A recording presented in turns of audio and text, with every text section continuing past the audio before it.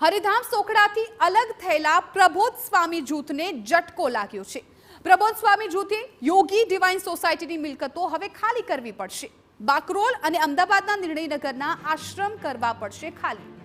Supreme કોર્ટે કાનૂની પગલાં લેવા યોગી ડિવાઇન સોસાયટીને મંજૂરી આપી।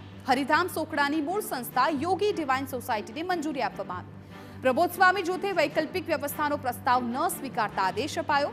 પ્રબોધ જીવનદાસ જૂથ સામે કાનૂની રહે યોગ્ય પગલાં લેવા યોગી ડિવાઇન સોસાયટીને મંજૂરી। આત્મીય વિદ્યાધામ બાકરોલ પર કબજો મેળવવા પ્રબોધ સ્વામી જૂથે કરી હતી રજૂઆત। એ કબજો જળવાઈ રહે એ માટે રજૂઆત કરાઈ। આત્મીય વિદ્યા નિકેતન અમદાવાદ પર પણ પ્રબોધ સ્વામી જૂથે કર્યો હતો દાવો। બંને મિલકતો પર કબજો જાળવવામાં પ્રબોધ સ્વામી જૂથના પ્રયાસને નિરાશા સાંપડી। સુપ્રીમ કોર્ટના ન્યાયાધીશ સુંદરેશ અને અરવિંદ કુમારની બેન્ચે આ આદેશ આપ્યો।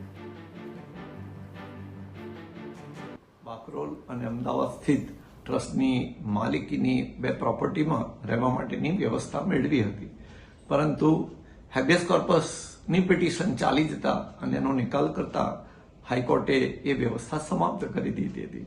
ત્યારબાદ એ જૂથે ચેરિટી તંત્ર, high court single bench, high court double bench અને આખરે સર્વોચ્ચ ન્યાયાલયનો આશરો લીધો હતો, પરંતુ કોઈ પણ જગ્યાએ એમને